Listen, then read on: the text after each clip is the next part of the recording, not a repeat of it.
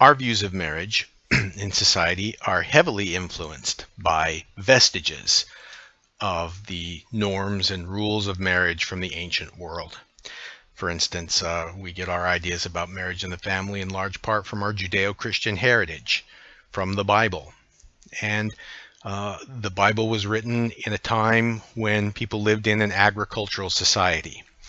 And one of the things that we've learned from the last unit, when we talked about the evolution of societies, is that women's status relative to men's status in society is highest when women contribute about as much as men do to the economy. So, in hunting and gathering societies, women's work was essential to survival, and they were part of the economic sphere, and so they had higher status. But with the arrival of plow agriculture, upper body strength became the most important thing for making a living, and women were moved from the economic sphere into the domestic sphere. And when that happened, it was catastrophic for women. Their status relative to men fell precipitously. And in most agricultural societies, women are literally chattel. They're property. In the ancient world, all across the ancient world, women were the literal property of their fathers until they were transferred to become the literal property of their husbands. Here's an example from the 10 Commandments. This is commandment number 10. You shall not covet your neighbor's house. You shall not covet your neighbor's wife, or his slaves, or his livestock, or anything that belongs to your neighbor. A woman is listed as in a list of property, and that was quite literal. Our ideas about the importance of virginity at marriage also evolved from our Judeo-Christian heritage, also evolved from ancient Hebrew society. Today we think about the notion of sexual purity and virginity as the idea of saving yourself and self-control and sort of moral purity. But in the ancient world, that simply was not the case. As I said before, a daughter belonged to her father until she was transferred as property to her husband. And, I don't know how else to say, there's no way to say this without it sounding very crass, and I don't mean to be crass, but literally, used merchandise, merchandise that's already been, used in our society is worth less than merchandise that is new. And frankly, that was applicable to women in the ancient world. The idea of marrying a virgin was literally the idea of acquiring property that was brand new. Let me give you an example of how this works. Here are the rules for virginity from the Old Testament. This is from Deuteronomy chapter 22. And these are the rules that govern making sure that a wife is a virgin. If a man takes a wife and, after lying with her, dislikes her and slanders her and gives her a bad name, saying, I married this woman, but when I approached her, I did not find proof of her virginity, then the girl's father and mother shall bring proof that she was a virgin to the town elders at the gate. The girl's father will say to the elders, I gave my daughter in marriage to this man, but he dislikes her. Now he has slandered her and said, I did not find your daughter to be a virgin. But here is the proof of my daughter's virginity. Now, the proof of the daughter's virginity, what is that proof? Well, the answer is the bedsheet from the wedding night. And the presumption is that upon her wedding night, when she has intercourse for the first time, her hymen is ruptured and there would be blood on the sheet.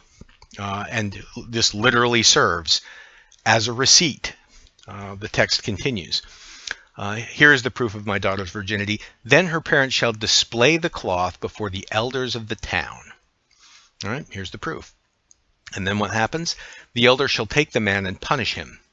They shall fine him 100 shekels of silver and give them to the girl's father, because this man has given an Israelite virgin a bad name. she shall continue to be his wife. He must not divorce her as long as he lives. And so what happens is, the father proves that the transaction was done in good faith, and then the husband has to pay a fine, and he pays the fine to the father. Why? Because in ancient society, the father is the victim here. The father is the one that is being accused of passing off used merchandise as new, literally. And then what happens? The last part, she shall continue to be his wife. He must not divorce her as long as he lives. He can never divorce her. And you say to yourself, now wait a second. This woman has just been accused of being promiscuous. Isn't she the victim? How does she feel about the fact that the man who accused her of promiscuity, she now has to be married to him for the rest of her life? Well, the answer to that question is nobody in the ancient world would think about what the woman thought or care about what the woman thought, because she is not a person. She doesn't have rights. She doesn't have any rights at all. It would be preposterous to be concerned with what she thinks. But now, what if the charge is true? If, however, the charge is true, and no proof of the girl's virginity can be found, she shall be brought to the door of her father's house, and there the men of her town shall stone her to death. Everybody picks up rocks and throws them at her until she's dead. She has done a disgraceful thing in Israel by being promiscuous while still in her father's house. You must purge the evil from among you. All right? So, look, this is the way women were treated in the ancient world. And while it is true that sexism still exists in modern society, and women are not equal with men in modern society, I think it's important to stop and think about the progress that has been made historically. There's probably no better time in the history of the world to be a woman than right now. Not only that, the subordination of women is still seen in many other parts of the world.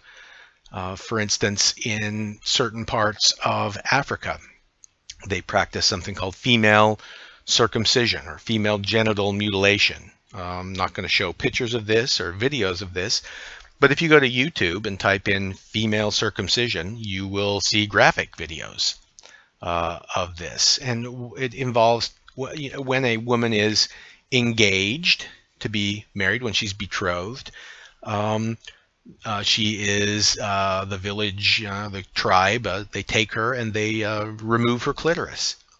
Now, why would you do that? Well, the rationale is that if her clitoris is removed, she will not be able to have any sexual pleasure. And if she's not able to have any sexual pleasure, she won't be motivated or have any incentive to commit adultery. And that's the logic.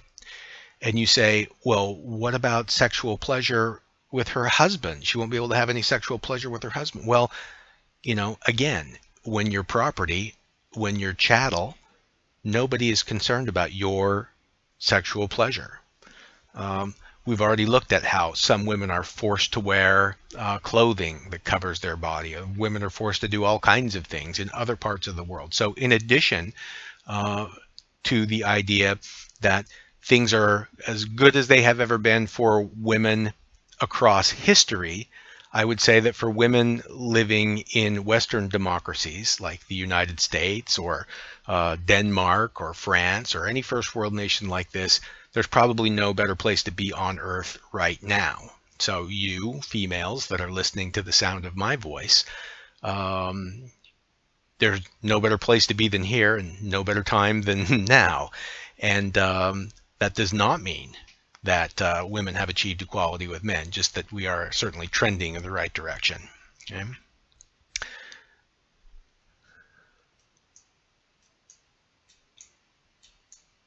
Now, marriage as an institution is undergoing a great deal of change, but the vast majority of people still marry, and most of those who haven't married want to.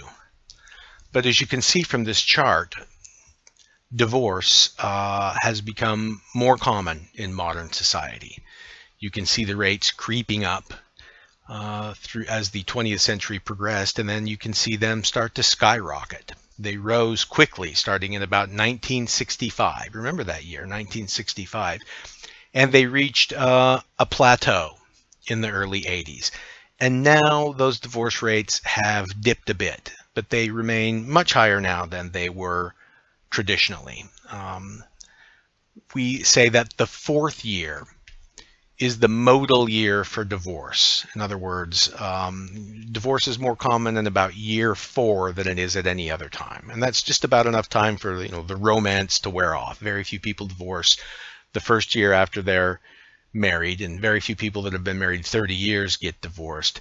Usually it's about 4 years when people decide, this is intolerable and we can't live with one another. And the longer you go past 4 years, the lower your odds of getting divorced. But still, something close to, something, approaching half of all marriages will end in divorce. And one thing we know for sure is that second marriages have higher rates of divorce than first marriages. Why do you suppose second marriages have higher rates of divorce than first marriages? Well, sometimes it's because it's you, and the problems that the problems with you that ruined marriage number 1, you also bring to marriage number 2. Sometimes it's the circumstances under which second marriages start. For instance, sometimes people start their second marriage, with someone with whom they had an affair with. So if you marry the person that you had an affair with, I think that it is difficult to establish trust in a marriage like that, right? Someone that will cheat with you is certainly someone that will cheat on you. If you married the person that you had an affair with, you don't have to wonder if your spouse is someone who might have an affair if the going gets rough, right?